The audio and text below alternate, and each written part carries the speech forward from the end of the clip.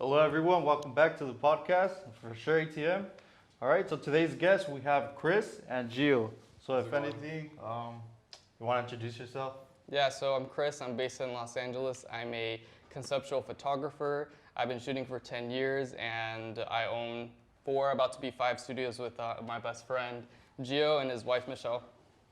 What's up, everyone? My name is Gio. I'm also a conceptual photographer. I'm also based out of Los Angeles, California. Like Chris mentioned, we have four studios, and we are grateful that we're going to be opening, hopefully, our fifth one coming up soon. So, Yeah, this is one of our studios, the Green Room. isn't it lovely? It's pretty cool. All right. Okay, so it's a pleasure to have you guys, honestly. Thank you for having us. I really appreciate it. All right, so, well, pretty much we're just going to talk about like the journey you guys had, where you guys come from, and all that kind of stuff. Right. So, one of the first questions I kind of really want to ask is how'd you guys meet? Yeah, do you want to All start? right, so I've been shooting since 2012, and around 2017, I went to a photography meetup. Actually, 2018, we went to a photography meetup in Orlando, and it was my first time really, gathering like with other creatives, other photographers, people that are similar minded as myself. So that's where I met Chris. And funny story, it was about 100 people. We split into different groups, and Chris was in a separate group, and we crossed paths, and we were all sharing like different our IG handles. At the time, I had about 1,300 followers. Chris had 30,000. Of Holy course, shit. me, I went on his phone. I was like, oh, look at this cool guy. I think he has 30K followers. In front of like the whole, like everyone we were shooting with. Who's this cool guy with 30K followers? I'm like, this bitch. Literally embarrassing me. Yeah, so I kind of shaded him, and then after that, we kind of like befriended a lot of models there, but we became really close with one of our best friends, Elena, who we basically created everything with. So Chris and I and Elena were basically like the three musketeers of Orlando. We did all the crazy conceptual photos. We hosted our own events eventually, and it was just a great turnout. And I feel like that's where you can really build long-lasting friendships with people that are similar-minded as yourself. So definitely, 2018 was a year where like it changed my whole life. Like my thought process. I was teaching martial arts full time, and it was kind of like my escape. So I met Chris, and I met Lena, and then that's where kind of like everything just picked up from there. Okay. Yeah. And then back then, just going back to it, I know you had 30K, like you mentioned. Yeah. Back then, did you have this kind of plan already unfolding, or is it something that just came up right after? No, so I come from a small town. Like Gio was based. Well, he's moved all around Florida. I was from a small town called Dade City, and literally like probably a handful of photographers. I really wanted to do like something outside of the box. I shot a lot of fantasy there, so I really didn't have anyone to connect with. I shot with my best friend. Like we grew up. Her name's Alicia.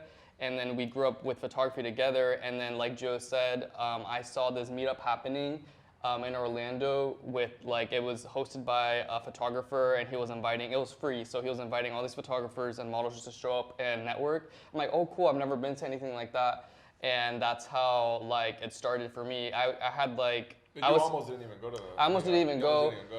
And I don't think you almost went I almost either. didn't go either. So I don't know. Things that crazy. just are meant to be, I guess. But no, I didn't have anything planned. I was just doing it for fun because I had this is when Instagram was barely starting up. So I saw all these people doing all these cool concepts and ideas. I'm like, I want to do that. And but that's when on the Explore page, that's where I found the meetup, and that's where I went to go meet all these people. How I met Gio, how I met Lena, like all my friends now.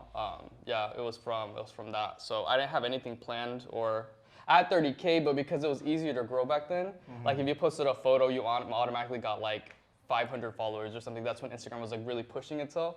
So yeah, it was really cool how it happened because I almost didn't go, and if knowing what I know now, if I didn't go, none of this would even exist.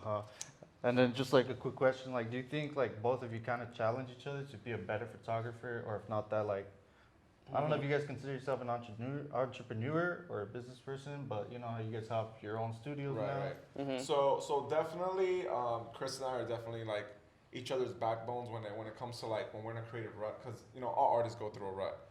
I'm actually going through one right now. So Chris is the one that's always like, hey, you gotta shoot. My wife is always on top of me as well. So it's good when you live with people that are also artists that want to see you succeed. And I feel like that's the thing with people nowadays, that everyone's so caught up on themselves that they don't really focus on, if you have similar minded people in your group and they're going through the same thing, it's always good to push them, right? So I have Chris, I have my wife, and then going back to your question about entrepreneurship, we are entrepreneurs in the sense of, yeah, we have 4 studios, but we have bigger goals. Our goals is to branch out to other states, other major cities. You know, right now we're in LA, but we eventually want to open up studios in New York, or we want to open them in Atlanta or Miami. Just different places that we know our business could expand and can grow, because this is a really great growing business, the studio scene. But again, you have to be smart about where you open it, you know, based on like the popularity of the city, the demographics. So yeah, I mean that's our goal, is to expand.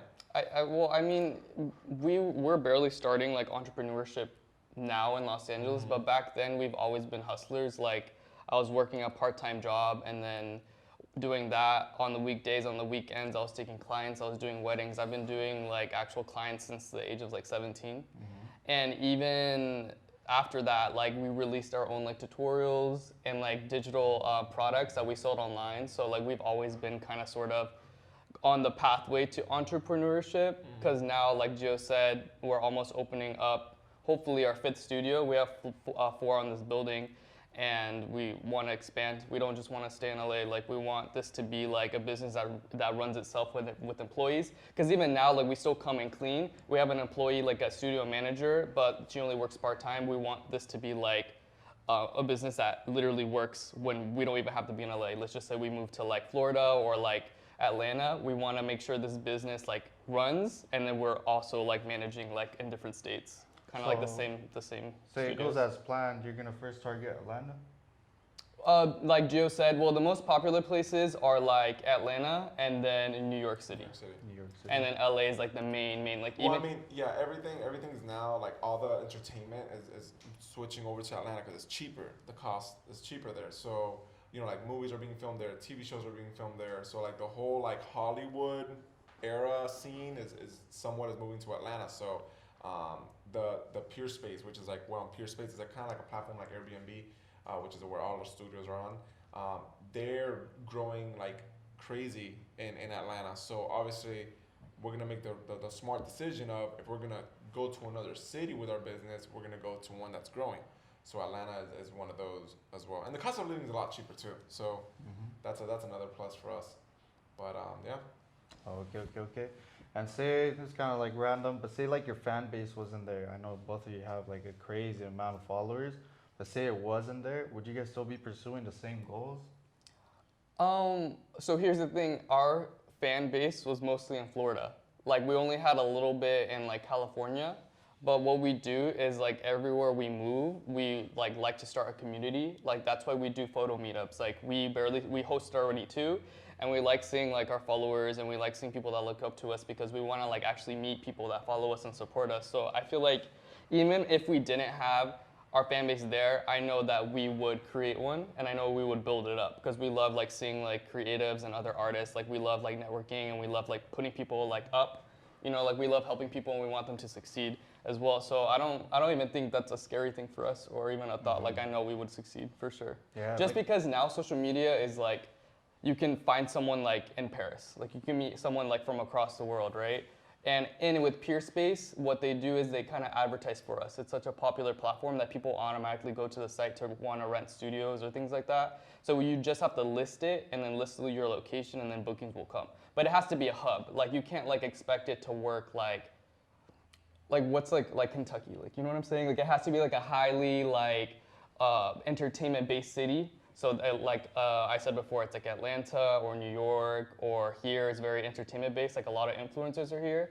And usually our studios are for like music videos and like content creators and stuff like that, people that want to post content. So it has to be like in a city that offers that. Like I've seen your guys' both work, and the question I was just gonna ask is like, how do you guys come out with the ideas? Because I know it's like a lot of fantasy and kind of really creative in itself. But how did you guys like come up with like the idea, like, oh, I'm gonna shoot it like this, I'm gonna have her wearing the horns, or just in general a certain costume? Right. Like, it's something that they bring up the subject, or is it something No, you guys just come up with? Yeah, so something that we use a lot is Pinterest, right? Chris and I's work is very digital art inspired. But me, like, I'm inspired by like anime, I'm inspired by movies, I'm inspired by video games. So a lot of like my color grading and like my style in general comes from that. So something that helps me, and I know Chris as well, is we'll go on Pinterest and we'll look up like digital art drawings or portraits done by artists, and then we'll kind of use that as a reference, and then kind of like add like our own twist to it, or sometimes we'll recreate it. But that's generally where our ideas come from. Or sometimes we have some friends that are models that they'll be like, hey, look at this sick idea that I found. Are you guys willing to do it? I feel like it matches your style. And most of the time, it'll just. But sometimes it's just straight out of like our heads. Yeah. Sometimes like, oh, like I thought of this and I thought it would look cool. Yeah. How do you guys find like everything to put it together? Like say the horns, like how did you guys get that? You guys own it? Or? So honestly, like we just Google and like try to make it happen, or sometimes like we even make it, or we have friends that make it for us. But like even this like room, like we said, like we designed this room entirely ourselves. So like anything you can find on the internet, or find someone that can make it for you. Yeah. It's just so like Joe said, that we're inspired by drawings, and sometimes those drawings are like that doesn't exist. That can't happen in real life. It's like too like fantasy. So we try to like take elements and then like make it like into a more realistic version. Because obviously like we're not digital artists, we can't draw. Where we're taking a photo of it and we're editing it. So yeah, so we just like try to make it work, and then just if we go to like Michael's, Hobby Lobby, we put it like we just make it. We also have we're friends with this cosplayer now. She is probably like a God's gift to us, Gracie, because she's a hard worker. She's a wife. She has 3 kids. Cake business. And she still finds Cosplayer. the time to like go to shoots, and she makes like these crazy ass costumes that I'm just like, that's like something you'll see like at a movie. Like it's like movie quality. So if Chris has an idea, Chris will be like, hey Gracie, how much you charge me to make like something for me? And she'll literally make it, and then she'll be like, oh, I'm done with it. So like in a matter of a I day. told her, I'm like, hey, like no rush, but can you make me this unicorn horn? Like unicorn horn. She had it done the next day. Like literally made a whole unicorn horn that you can attach to like a person's head for a concept, and like she made it. Say like a production studio or something like that, kind of just hit you guys up like, hey, we want to put you guys on, like maybe work on a project with us for a movie. Would you guys like be interested in stuff Oh like that? yeah, for Oh, sure. absolutely, A production absolutely. company, yeah, because they make sets like this all the time. Yeah. Like we literally spend like months designing, buying all these things, wallpaper. We go from the wallpaper to the paint to the accessories to the decor, everything we have to find online. Yeah, this is our smallest room, and actually I think it was like one of the fastest that we did. But like our colorful room, our first one, that took like 3 to 4 months, because that was like in the height of COVID. So like, you know, everything was back ordered, the furniture. It was just very like stressful because it took so long, and we were already paying rent for it for months. So it's like profit wasn't coming in, but then once we opened it, it just hit the ground running. It was great because that's what helped us open our most popular studio, which is a red and blue room. It's very Victorian, French Victorian, so that was like our most popular. Then that and the colorful room helped us kind of like, you know, the income helped us open up the rest of the rooms. So it's like obviously it's like a trickle effect, you know. Yeah, like one thing that I told Chris when we were like looking at the rooms, trying to figure out like, oh, which one would be cool for the podcast. This one kind of stood out because it kind of, I don't know if you guys are familiar with the box of a Rolex. Yes. But it kind of reminded me of Yes. this. It's funny. It speaks like luxury. And all Oh, that okay, stuff. cool, It yeah. does. It Uh-huh. does. The gold and green, yes, you're absolutely correct. I didn't think of it. Oh damn. Yeah. Concept. Can you imagine? Big ass Rolex. So, All right, like okay. Now one thing, let's see. What's your guys like favorite color and all that kind of stuff? Talk about yourself a little bit. Tell me about yourself. Oh yeah, okay, so my favorite color is black. yeah, You we didn't couldn't know that. tell. Yeah, freaking couldn't tell. But about me is like when it comes to shooting, like I like I said, shooting fantasy, but I like doing a lot of dark concepts, like kind of things that like people would find creepy. Like my favorite thing to shoot are clowns. Like I love shooting clowns. Like I love shooting kind of like demonic looking images and kind of making it look interesting. Like kind of making something scary look like aesthetic. That's definitely my aesthetic in terms of, even sometimes when I go out and dress, like I want to look gothic. I want to look like I know, just like an aesthetic, bad bitch, dark person. I don't know. That's what I like about me. I don't know. Yeah. He's not a bad bitch, dark person. What about you? You still talking about my color, my favorite color? No, you can just talk about like What's anything. your favorite in general. crayon? The flavor of lollipop. Yeah, so I mean, my style is so it's funny because Chris and I always get confused. Sometimes people think that we're the same person. Sometimes people think that we run a business, a photography shooting business together, and we don't. We're different, Identities. entities. So, so basically, my style is so I'm very like inspired by like Asian culture, like Japanese and Chinese and anime and video games. So like my style really stems from that, right? So most of the time when you see my work, it's super like colorful, it's fun. It's a complete opposite of Chris's. Chris will be like, "Bitch, put that brain in your mouth and chew on it," and or some creepy shit. I Like want that. 4 eyes. But he makes Tentacles. it look cool. He makes it look cool. But I'm completely opposite. You know, I like very like pretty bright photos and like beautiful skies and like flowers and it's funny because like people look at me and they wouldn't think I would shoot that kind of stuff, right? But the thing is like It's kind of reversed. it's kind of reversed. So that's what I like, you know, just nice landscapes, very like nice scenery, and then just implement that. But my style first, when I first like somewhat became trendy on Instagram was like I used to shoot with like fruits and I used to shoot with like just toy props like slinkies and just wacky shit that we used to do as kids, you know. And I incorporated that into my style, and like a lot of people loved it. You know, it helped me, you know, kind of somewhat like build a name for myself, because people were like, oh look, there's Gio shooting with a freaking watermelon next to the model's face, or like at the beach in the sand with like a pineapple or something, because like that's what I was known for. But then obviously as times changed, you know, so did I as a creator.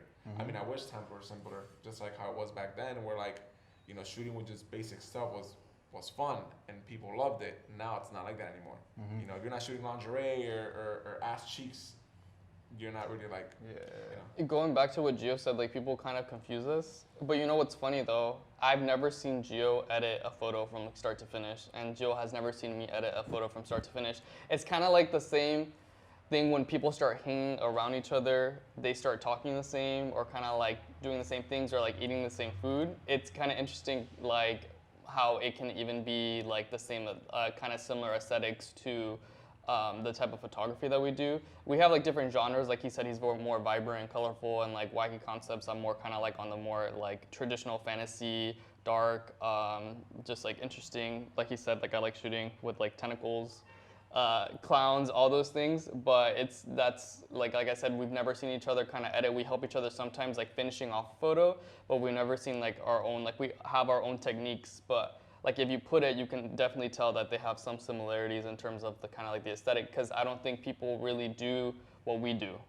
I don't think I've seen a person other than ourselves that kind of edit the same way. I see people try. They can I mean, try, like, yeah, we but have tutorials that I mean, like we obviously like we got so many requests like, oh, how do you edit? How do you edit? And I used to do a lot of one-on-ones. Like, mind you, I used to run a martial arts school. I used to be there from like 9 in the morning until like 11 o'clock at night, being a freaking slave. And basically, I still had the drive to go home. And obviously, like to me, like I want to support my family. I want to support my wife, my 3 dogs, you know. So to me, it was like whatever I can get my hands on to make income, I would. So I would teach countless and countless of hours, like getting home at 10 p.m., you know, teaching one-on-one Skype lessons. And then it got to the point that after we moved here to LA, I was like, shit, you know, it's so expensive out here. Let me just go and create a tutorial. I did that. And then that's what kind of like helped people kind of like, you know, see how we edit. But no one's ever going to edit like you.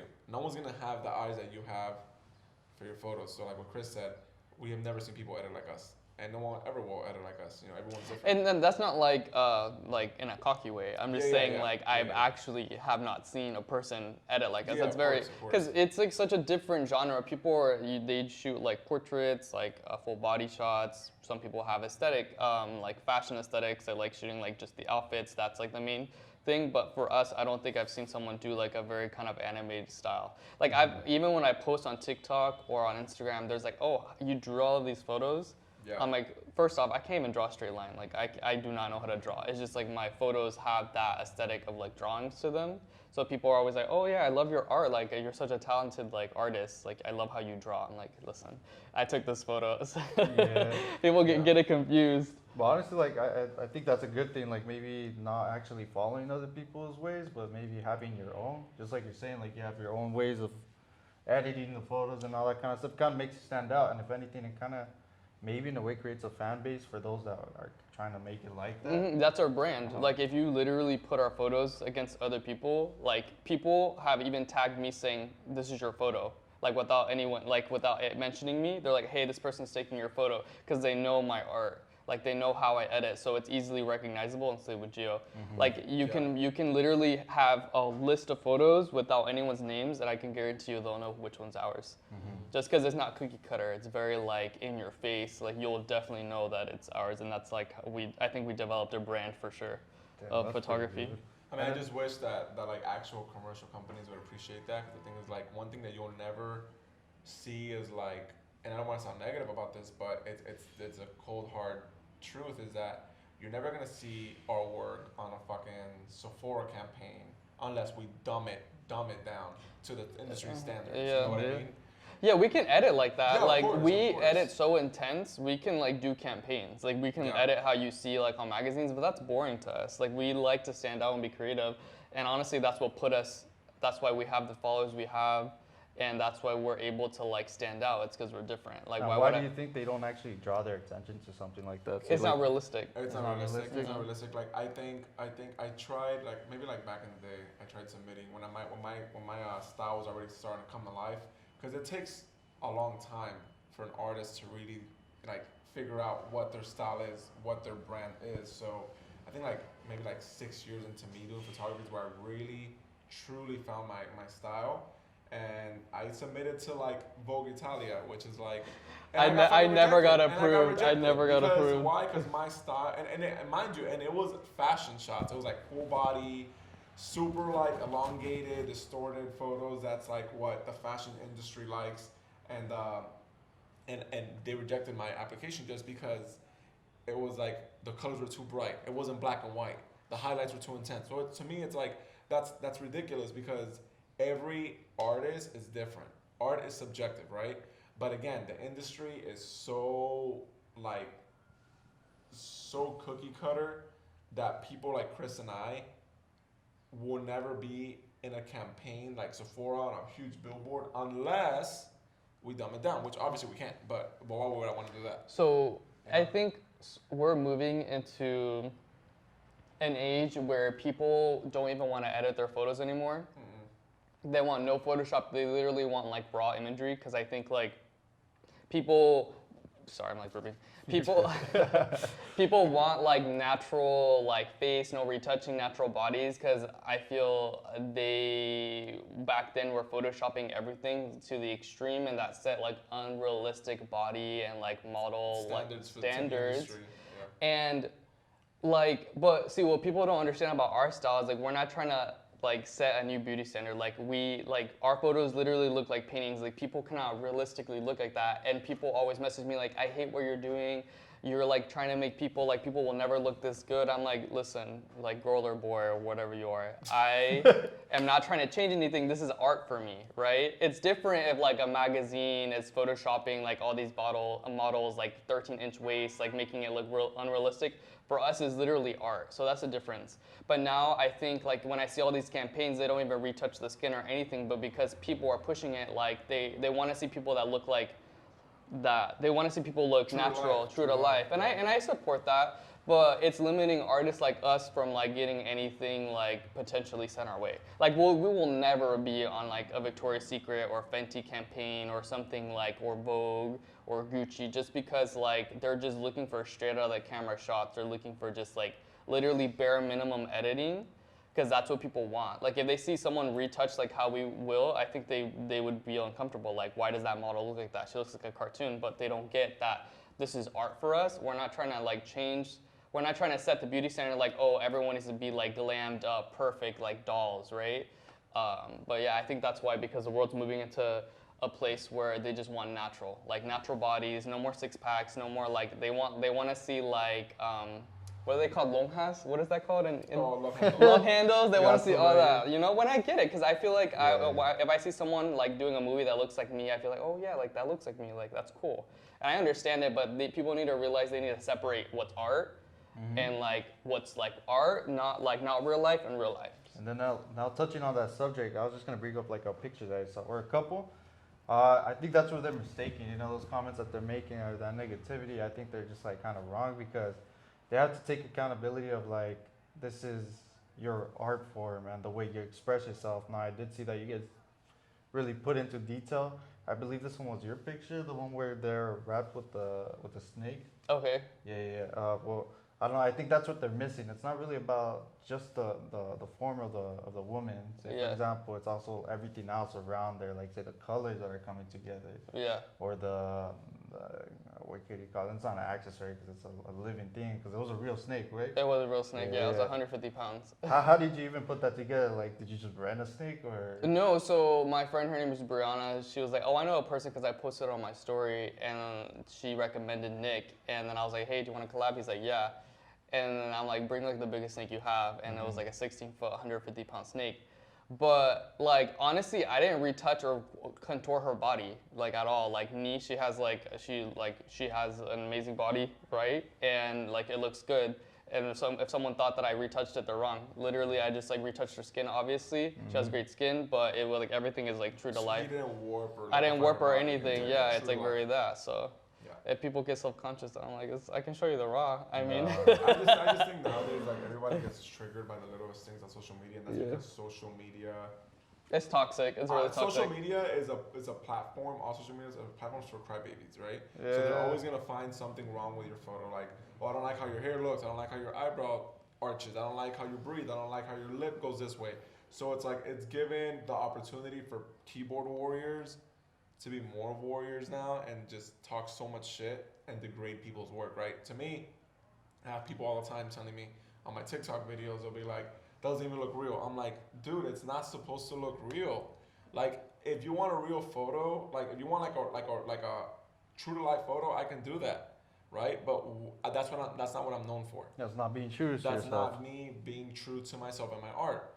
I'm more than capable. How do you think I got to the editing style that I have? Because I had to go through leaps and bounds to be able to get to that stage, right? I can freaking edit anything how I want, but again, here my comes the God. keyboard warriors talking shit. If like we had always. $1 for every time someone said that it's over edited or it looks cartoony or it looks too edited, we'd literally be rich. I don't even think we would need like these studios. Like I'm honest to God, we would have like thousands You of know dollars. what's sad too? It's like sometimes even our own followers, like our own Yeah. followers will be like, to Photoshop. I'm like, And okay, Tell me what else someone is leaves a going on. negative comment. Is like, I don't like how you did this. It looks too photoshopped. I look at their page and they're following me. I'm like, dude. They're literally following me. I'm like, what? I don't understand. It's Wow. like, Alright, wait. All right, someone's getting chased right now. Just ignore that, guys. yeah, we're in downtown. People Yeah. are constantly getting like attacked. So sorry. They're almost gone. Okay, they're going. Do you have the Citizen app? The Citizen app? It's like where it tells you like accidents They around don't you. need it. Nah. They don't live in downtown. Oh my God. Basically, it's an When app I that tells you like every 2 minutes our shit goes off. Man stabbed in the corner of Second Street. 300 feet away, 400 feet away, man shot, woman you start assaulted. running, you're like, oh, yeah. shit. That's fucking Okay. crazy. No, but like another thing is like it's the motive behind what you're doing with your stuff. You know, like me personally, I used to shoot. Not gonna lie, but then I stopped because I don't know. I felt like I don't know. I didn't know what to do with it. It's a lot of pressure. Uh-huh. It's Not only that, I feel like everybody now is a photographer, or they think they're a photographer, and they don't really understand that it's not that easy. Because I mean, yeah, anybody can just go to Best Buy and pick up a freaking $7,000 camera, it's right? the credibility taken away, like from actual artists. And it's become so saturated. So photography was never like, okay, so when I started photography was in 2011, right? That's like the year I believe that Instagram first came on the scene, before like photographers really got on there. And I was inspired. I used to be on this platform called Model Mayhem, which was like basically MySpace, but for photographers and models and retouchers. So there were forums. There was like people collaborating, people went by the term of TFP, trade for print, or trade for TFPs, photos. yeah, collabs. Yeah, which they call now collabs. TFP is not really like a word that people use anymore nowadays. But anyways, it was like that time was like where you really had to like be different. You know, you really had to be different. There was really no trends. It's like photographers getting to the studio, doing shots of like with like motion blur and like high speed sync and all this stuff. And it was like just very, very selective on who was really like popping at the time as a photographer. You know, I can remember like this retoucher named Julia Kuzmenko. I bought her tutorial. Actually, it was an ebook because they didn't really have like videos that time. And I was like, He read. yeah, I did read. I literally read did it. because I was so hungry to just be this great photographer. I was very inspired by Dave LaChapelle. I don't know if you know who Dave LaChapelle is. Iconic. Dave LaChapelle Iconic. he's been doing, I think, photos since like the 80s or 90s, and he's done like all the iconic photos for like major A-list celebrities. He's done like all the crazy Kardashian sets. Nicki Minaj, everyone, Yeah, Britney but he Spears. does like very like pop, like what's that word? Hyper-realistic? Pop culture type of photos. Like I remember one time he did something where like it was like a lady with like her legs sticking out, but it was like a huge bean bag. It was like a huge inflatable hamburger in a parking lot, and it was like the hamburger was like squishing the lady. But you see, it's like shit like that was like you don't see that nowadays because that stuff is not viral. It's not considered. All you see art. nowadays is OnlyFans and Yeah, iPhone photos. So it comes down to like, you know, at that time you really had to push yourself as an artist, and that's where I was really experimenting. Now anybody can just go and buy a camera and they take one little click and they're automatically a photographer. Like the fuck, you know that's not how it works. I don't know what determines like being a photographer, but I think there's like a fine line. Like if you're doing it for your own, you can be a photographer. Anyone can be a photographer, right? Like if you have an eye, but now when you're accepting people's money and they're expecting good work and like you just got a camera, like I feel like you have to respect that. Like if you're advertising yourself as a photographer, you just got it and you're taking someone's money without experience, then that's like shame on you. Don't charge, right? Like try to develop your style, but even like me, I was like, I'm a photographer and I was shooting with like an Android phone, right? Feel like if you're like taking like macro shots of like flowers and shit, like you will think you're a photographer, but it takes much more than that. It's like photographer is definitely like a buildup of years of experience and skill sets and like your portfolio and stuff. Cause I shot for free like for a long ass time. Oh, me too. I shot for free. I shot like my friends. Like I made sure when I did my client, like my first client, like I was like prepared. And I think a lot of days now, social media made people think like if you had like a really nice photo one time, you're automatically a photographer. Social media is corrupted. Let's just say it like that, right? And I feel, and this is my honest opinion, and I know Chris is gonna agree on this because this is something that Chris and I always talk about. Social media is so corrupted in the sense of, especially OnlyFans, right? OnlyFans has made it where like girls that were models are no longer, they don't really give a shit about creating, right? They don't really care about just shooting with photographers because, okay, rightfully so, they're making their own money, right? Like, get your money.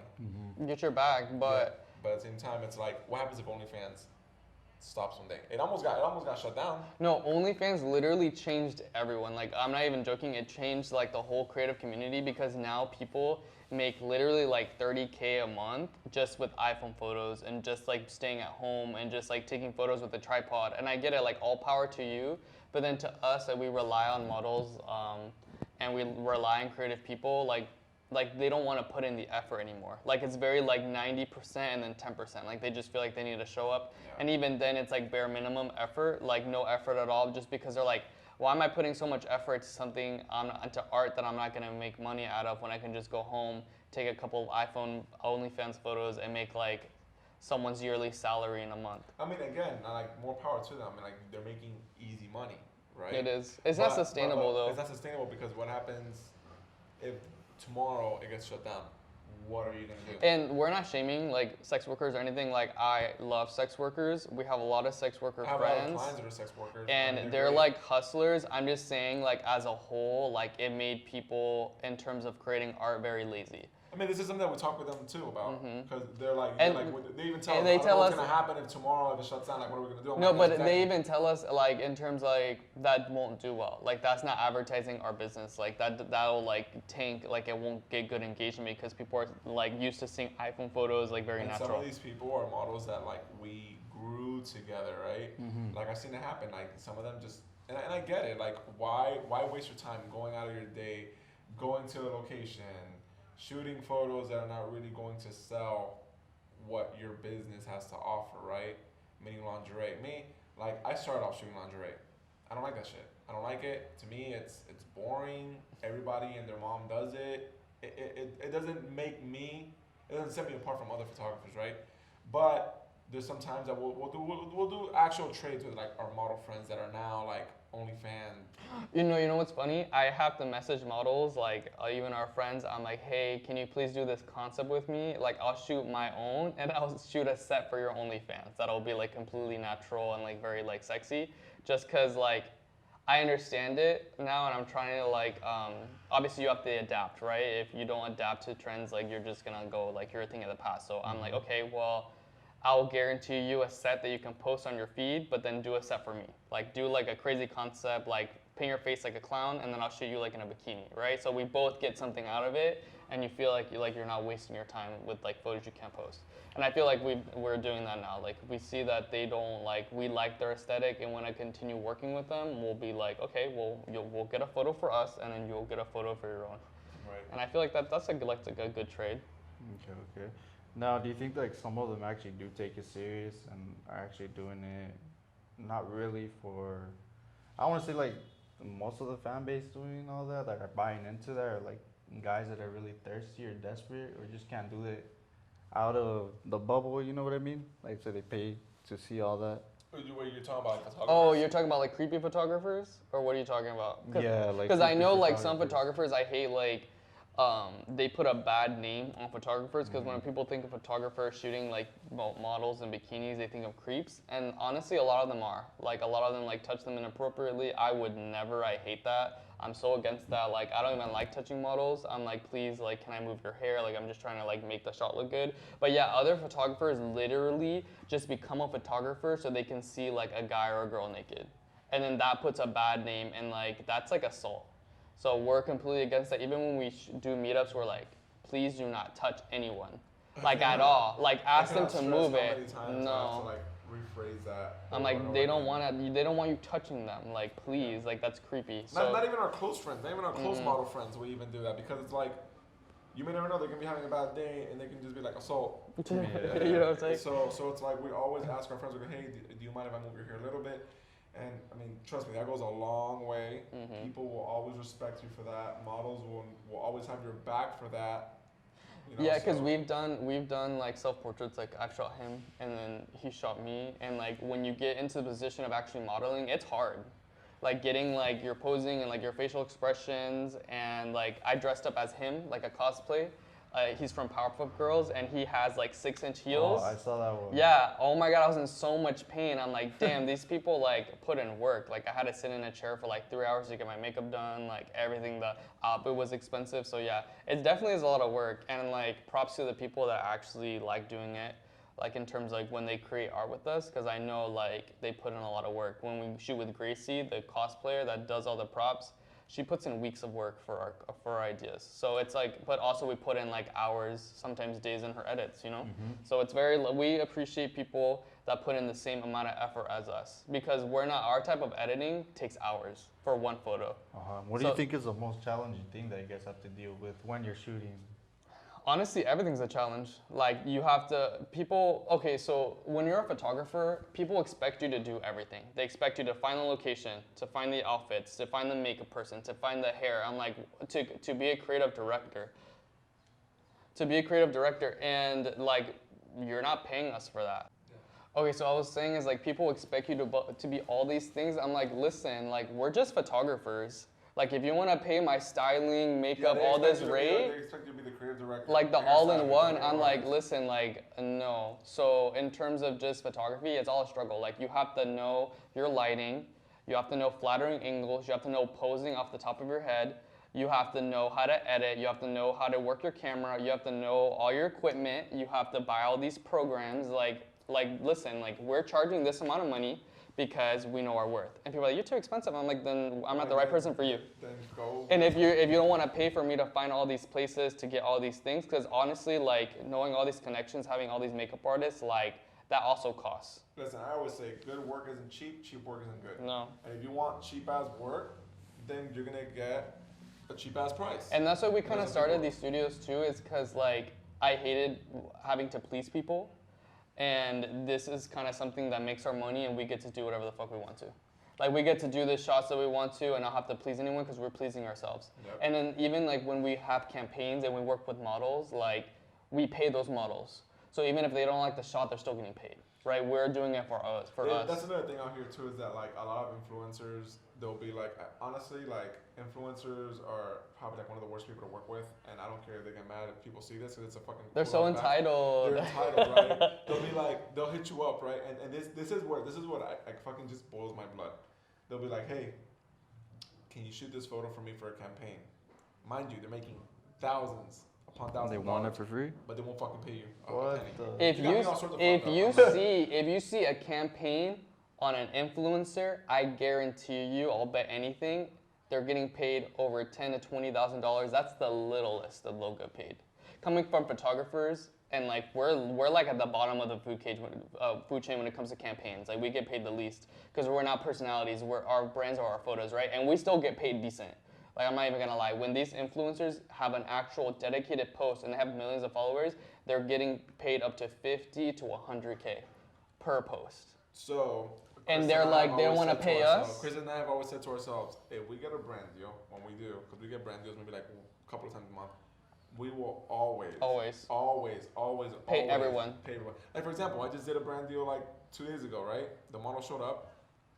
Literally, the shots were 15 minutes. Paid her like $200 for 15 minutes.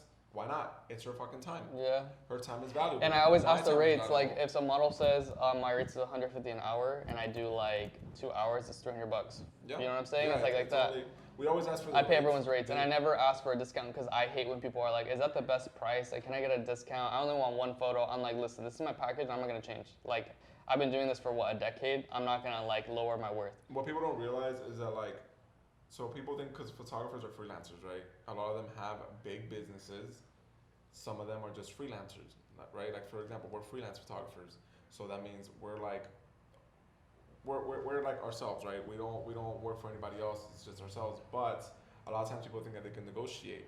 No, are you gonna go into fucking Best Buy and negotiate a fucking 75? It's like going to TV? Walmart and like, "Oh, this is too much money for the groceries. Like, do you accept just $50?" I'm like, "Yeah, take some stuff out and get $50." Like, how the fuck? Like, you're gonna walk out with the groceries? No. Yeah, that's what I'm saying. Like, you don't go to a gas station and be like, "Yo, this shit's fucking $6. Can you lower it down to $3? That's all I got." No, that's not how it works. As man. photographers, dude, like as content creators and as entrepreneurs, we do so much. Like not only do we have to come with the concept, the model, the photo, we have to do BTS now, edit the video, right? We have to know, like when we're retouching, we have to know how to do makeup. So we've watched tons of hours on literally makeup tutorials. Like we have to now, we have to do digital marketing, right? Since we own these videos, these studios, we have to like make graphics to promote it, right? We have to know ads, we have to know our target audience. Okay, so now we're social media managers, right? So, and then we're videographers, we're photographers, we're retouchers. Like photographers don't get enough credit in the amount of work that they have to do just to get their work seen, right? We literally have to know everything.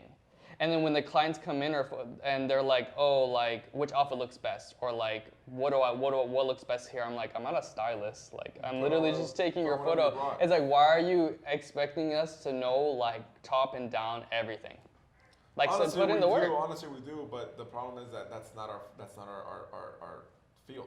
And then so we're only charging for our edits, and we're still undercharging, right? But then since people think it's too expensive, they're like, "Oh, do you provide the wardrobe? Do you provide the makeup artist, the hair? Do you provide all these things, the props? Do you come up with the concept?" I'm like, "No, I don't. This is just us to be there, take photos, and edit. Like if you want the certain concept, then you're getting all of the props that you have to bring."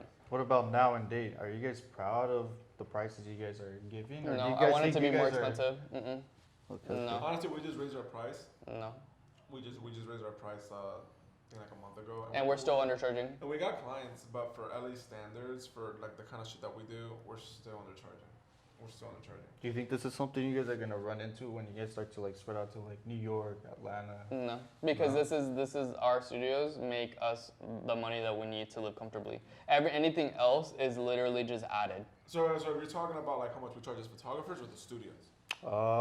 As a photographer, putting in. Okay, no. That's We're very photographers. selective for Yeah, clients. Yeah, no, as photographers, I feel like we're still undercharging Mhm. for the amount of work and effort that we put into our photos, which is like people book us for our style. You know, that's what sets us apart. That's why people book us. But as far as like, that should be charging double. He should be charging double. But luckily we're very blessed to be able to be selective when it comes to clients. Like if I don't like the project, I'm not taking it. Yeah. Like for example, I just had a client I think like a month ago, and I told her she's been my first client for 2 months, and I haven't been taking clients, but I wanted to do the project for her because she was a throat cancer survivor, and she wanted to do a concept with a ton of butterflies. And I love doing concepts with butterflies. I have like a ton of images. I'm like, hey, I love your project. I love the whole meaning behind it. I would love to do the shoot for you. And she booked me, and then we like coordinated it. So if I don't like the project or I don't have time, because we're extremely busy, we work like every day. If it's not at the studio, we have to always be consistent posting. Like we always have to be on top of the trends and do TikTok videos and all these like other forms of content. So we're able to like actually be very selective in who we take in as clients. Now, do you think other photographers in the same kind of like business aspect are they doing it as good as you, or do you think you guys got lucky, or what sets you apart personally? How do you like your work ethic? So sorry? Let me go back. So you think what you're asking is that if other photographers are putting the same work that we're putting in? Do you think like they're putting in the same work, or do you think like you're doing it just Okay, a little bit better? So here's the thing. Okay, and thank you for. I have an up. idea. Yeah. Thank you for bringing that up because this is something that like just gets me so freaking pissed on a daily because. So there are certain photographers in our circle or semi-circle, let's say, that really do the bare minimum, right? And then we've had conversations with these kind of photographers, like we've gone to lunch with them and stuff like that, and then they'll say, yeah, I only take like 20 minutes on an edit. And here we are, we're taking like an hour, 2 hours on an edit, and they just have the luck of the draw. The algorithm is on their side. You know, they'll have photos that blow the fuck up. You know, they'll have tutorials that blow up, right? They collaborate with people that just help them blow up. And with us, it comes down to, I'm like, you know, why is it that we're putting in so much work? We're actually going out of our way, basically getting like this whole concept prepared for months, and then we get the short end of the stick, right? And it comes down to sometimes people just have the luck of the draw. Sometimes like we all know that Instagram is a shit show right now, right? And some people get lucky, others don't. Right now, we're not really the ones getting lucky with it because the algorithm's not favoring us. But there's people that really, I feel, based on what I see, they do the bare minimum. That's not what gets me bitter. What gets me bitter is that we get our concepts and ideas stolen all the time. Oh yeah. And our shit does not pop off. But I've seen people literally copy our ideas and they get like 10, 20, 30 million views, which we should have gotten because we were the originators of that idea. That gets me so pissed off that people, like other creators, literally are like thieves and they're frauds, that they steal other people's ideas, post them, and then they go viral.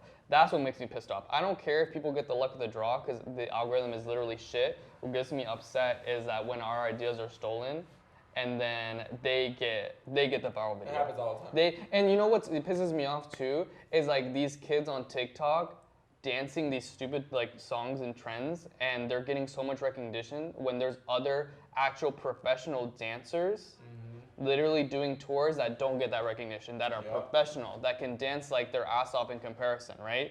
Just because these other people have the platform, these other people don't, they're not lucky, and they don't get the recognition. That's what makes me mad, because I've seen so many dancers, artists, makeup artists, all these people that are so good at what they do. Singers. Like people that actually have amazing vocals, no auto-tune.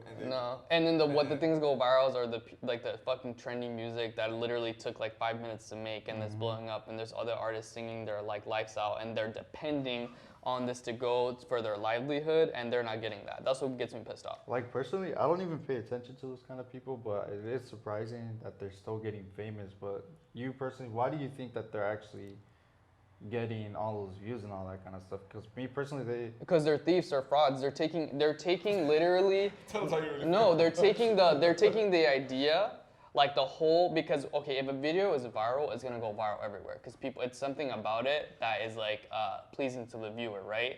So all you have to do is literally copy that idea and post it, and then it goes viral because it has what is it, virality. It has virality to it. So let's just, like the snake photo, it did well on every platform because people were like, oh my God, I'm afraid of snakes. You know what I'm saying? Like I would never do that. So if a video has virality, all you have to do is copy like the blueprint of it, and then it goes viral because it's already a viral video. It's just gonna go viral with a different person, right? So that's what people don't There's get. this guy that just really like. He's gotten He called out gets multiple me times. So fucking mad. This guy is literally a thief. He's verified on TikTok, verified on Instagram, yet he's literally taking the hard work of other photographers that put In our circle that we in know, our circle, because they've called him out literally taking their work, replicating it to the T, to the T. and he's getting Might as well. This guy has 4 million followers. He's fucking up, dude. Sorry. This guy has 40 million followers on TikTok, 5 million followers on Instagram, and I'm like, and people are calling him out, and they don't do shit about it. have They you don't guys do ever shit. like seen him in person where you just tell him No. like, hey, It goes everywhere. No. I think he's from like another country or something like that. But that's not the point. It's the principle, right? You know, you can't just go and grab somebody's work and take full credit for it when people actually spend days, months, you know, just preparing to like bring a concept to life, and then you just see somebody do it, and then oh, you know what? I have a bigger platform than you. Let me just copy it and just, you know, just screw you. You know, that to me, piggybacking off what Chris said, like that's just not cool because there's people that do depend on this for their livelihood, and then you just have somebody like this fool that just comes and like, you know, takes it away. But that's just my opinion on the whole matter. But I think people should do better, especially artists. Artists should be uplifting artists, not copying them, you know. But before we moved here, we actually got invited to the Art Institute in Orlando yeah, we did. to speak to the photography class. Yeah. did you do it? Yeah, we did. We did PowerPoints and everything. And it was great, honestly. It was great. Like, the photographers were like, some of them already followed us. They looked up to us. And honestly, like what Chris said earlier, is like, when I have somebody come to my meetup and like, oh my God, you're Gio. I'm like, dude, I'm just a regular human being. You know, like, a lot of people are probably, yeah, you know, I am who I am. I'm like, no, dude, like, you gotta be humble. I like seeing everyone at the same level. Yeah. So like, you know, when people come up to us like, oh my God, I'm like, dude, oh my God, nothing. I'm like, I'm just like you. I'm a human being. I have a roof over my head. You do as well. We probably eat the same fucking McDonald's. You know, at the end of the day, people need to be humble because you may never know what happens tomorrow, right? You know, you can lose everything. You can lose your Instagram account. You can lose what you're prideful about. So that's why you always gotta be humble, no matter how big your platform is, because shit changes. So photography is very much rewarding in the sense that you meet so many cool people and models, and you get a lot of experiences. And like Gio said, we got invited to the Art Institute to speak in front of like students that were aspiring photographers.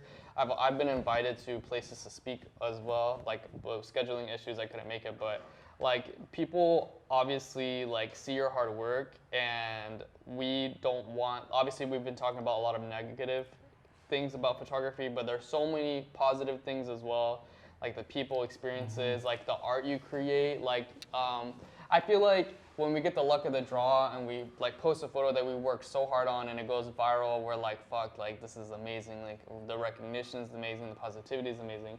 So there's like a lot of ups and downs, and it's definitely like with photography, and then since we're freelancers, we always have to stay on top of the trends. If not, like we die out. We've seen a lot of our friends kind of like give up because they get so focused on like the algorithm and the engagement. Like, why am I getting likes? Like I used to get like 10K, I'm getting like 1,000 likes now. Like, what's going on? It's like, it's constantly like a wave, and you know how waves work. They go, and they come crashing down, and then Analytics. and then they go up and they crash down. So even when I tell Gio, I'm like, listen, dude, like we just have to keep going. I know, like we're tired. We've been doing this for 10 years. 2018 to 19, we shot every week. Literally posted on Instagram every week, 2 times a week. and that was like 40, 50 photo And we used shoots to in a actually year. have a YouTube channel that was actually like growing pretty freaking Yeah. fast, and we just stopped it. And I'm But- like, now I wish we didn't because we would actually have like, we used to have like challenge videos. We used to like have a model, and we used to have 3 photographers, and we just challenge each other doing things. And then we actually had like the ultimate photographers challenge where we had like 3 different Oh, teams. that was fun, yeah. We had photographers flying from everywhere. We had like photographers flying from Kansas, from LA, Texas, and it was actually like one of those things that these are people that you like befriend online, and you meet them in person, you're like, oh shit, you know, like you're finally here. Mhm. And it was just a great time, and I feel like that doesn't happen anymore, you know? No, and it's like really sad. Like I always look back and I'm like, damn, like 2018 and 19 was like I was hungry. Like we were all hungry and we had like that was like the best time of my life if I'm being honest. And now it's honestly kind of boring. Like I get bored. Like we game with Caesar and like all of our friends. And the other day, the guy in the I was back. at his house when you We're guys were always- there. they're always and gaming now, and always honestly, gaming. like that's like fun to me, and like that kind of sparked like we have like different like friends, and that's how we met. You know, But Caesar. you know what's sad though? To me, it's like I shouldn't be just getting enjoyment from video gaming. Like to me, like no, dude. First of all, I'm 32 years old. There's nothing wrong with video games. I've been a freaking nerd my whole life. But it's like my passion. I moved here to LA for photography, right? And it's crazy because when you come and visit, it's a different world. But when you move here, it's like it's not exactly what it when you think it's gonna be. And it comes down to the point that's like I should be like basically devouring like my field, you know, like enjoying shooting, doing all those things. But the people here are not the easiest to work with either. So that's what's kind of like caused the whole shift in you know, with like our mentality about photography. It's the people that you encounter in this city, because everybody in the city wants to benefit from something, right? So they'll use you for what they can get you for, and then be like on to the next, and you can't really build like Something foundation. authentic Yeah. or genuine, because the people here, and people can get mad, but it's the honest truth. They just want something from you. Like we've had models be like, I want to collab, just because they want us to post the photos so they get followers, and they never post because they're honestly just like clout chasing, right? That's how the people here, because everyone here is trying to step on each other to go up and to make it. Back where we're from, Florida, there's no influencers over there. There's probably like maybe like a handful that moved, right? But people there are there because they genuinely want to model and they want to do something different and they love art. So everyone out there like doesn't want to really gain anything from us. They just want to like just have the wanna experience experience, because they yeah. like work regular jobs, right? They're not like content creators, so they're like, oh my god, that's fun. Yeah, I'd love to do that. Over here, it's like, you have a lot of followers. Yeah, I guess I'll do it, but like, I'm not gonna get anything for it. Like, I'll just show up, you know? Like, there's no effort, literally. That's why when we found like Gracie, we're like, oh my god, someone actually putting effort and wanting to do art. Like, that was like, I was like, holy shit, I thought no one. I always praise her because I'm like, dude, you have 3 kids. Yeah, and I'm husband, like, dude, and you she have has a all the cake time. business, Her and cakes are she ridiculous, still- dude. She still finds the time to just like. Because this was gonna go into my next question. Because personally, I don't know. Every time I do a video, I go in all like excited because it's something I want to do in the future. Hopefully, it unfolds into what I want to do exactly with the whole platform. But I literally haven't even slept right now. I came from a 24-hour shift from the ER, and I Oh came my God. right over here. But Oh it's my just God. it's not even just like the meetup. Like I'm really grateful about it. But it's the thing like because my trying to do like my purpose is to like get people out there. You're passionate Uh-huh. about it, you know. So Yeah, like, yeah, and then I'm trying to just get like people out there say like if they're starting artists. Obviously, you guys are not starting artists. If anything, I'm the one barely starting. But in the future, I do want to work with like a couple projects where I'm like putting current events out there. Say I go to TJ, for example. I've talked to Caesar about this before, but it's like I want to do like a little documentary. Maybe there doesn't have to be words in the documentary, but just maybe like a cinematic like go through. Of, like, No, and the that's what chat. you're passionate about, and that's something that's like amazing. how long? How if you don't mind me asking, how long have you been doing the podcast for? And how long have you been doing video and stuff? I'm a little familiar with like the camera like since before because it's something I really enjoy, but I just stopped because of other things that I had to like worry about. But right now I barely got back into it for like about I want to say like a month now, maybe like around there How long or have you been 2. doing like the podcast as a whole? So As a whole, I want to say like the 2 months or so. Yeah. So my experience, so my advice, obviously this is your podcast, so thank you so much for having us regardless, but my advice is that there's gonna be a time, because I've gone through it and Chris has gone through it. I'm actually going through it right now as we speak. Because I mean, I even told Caesar, I'm like, I'm over it, you know. But there's gonna be a time that you're just gonna be like, I just want rest, and you're just gonna like abuse that, and you're just not gonna want to keep doing it. Like I feel like my advice to you as an artist is like, don't let like anything get in your way, because if you're passionate about this, man, just keep doing it. You have to keep going, because like for me, I'm very spiritual, and if you put in so much effort, that's like a form of manifestation, and the universe will reward you. Like I like didn't know, but I've been manifesting this since I started. I'm like I always show myself I'm gonna be somebody. Like people are gonna see my art, and they're gonna know who I am as an artist, because I'm putting so much work into it. And it took like years, like over like 4 or 5 years. But then finally I'm like, fuck, like that's crazy how time flew by so fast, and now like I'm being like rewarded for my hard work, and then vice versa. And honestly, I think that's true, because honestly, nothing's an overnight success. It takes time, and it's like just as you like you even said, it's YouTubers. manifesting. You have to kind of like, you can't just wait for things to come to you. You kind of have to go out there, put yourself out there, be vulnerable, or make yourself vulnerable. And honestly, you have to take the risk. You have to put in the work, and I can guarantee you that you're gonna get like a fan base that loves what you do, because if you keep putting it out there, one is gonna do really well, and that's all you need. You just need that one push, and then bam. That's kind of what happened with us. Like we got like viral images, and that's like what like boosted us, and what kind of like made us like peak in our career. Yeah. I mean, because you were in the ER, right? That's what I'm saying. Like, I know it's long days, because I mean, you did it. Remember, I used to work on martial arts. Dude, I used to run. I should be a director of a martial arts school with like 300 students.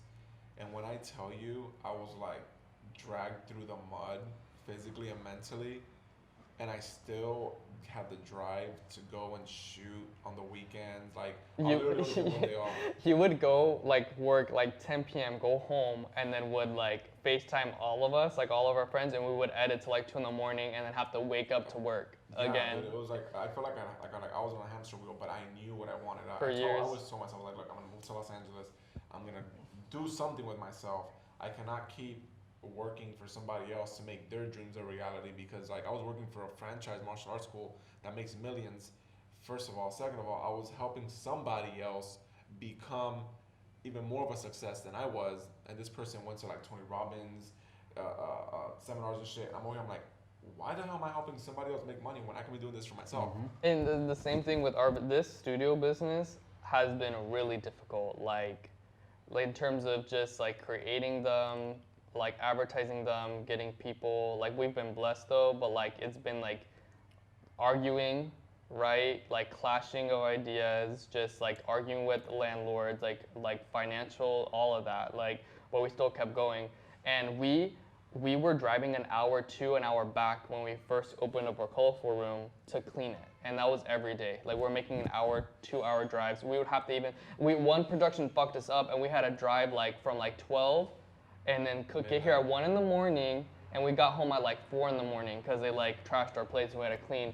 We now have been lucky enough like to make enough profit to actually pay someone to manage our studios part-time. And that was like 2 years. Like we did the cleaning. We've cleaned ourselves, our studios, over like 1,600 times ourselves. Yeah, like I've honestly been up since like 6 a.m. yesterday. Worked pretty much at 24, then drove about like an hour and a half or so to go to Caesar, and then I drove over. Yeah, we would work 14-hour days, dude, because like driving like an hour, we would get here like 10 in the morning, and then get back home at like sometimes midnight. But I will tell you this though, I would not trade for anything in the world. I told myself, and I told Chris, and I told my wife, I will never work for anyone else ever again. No.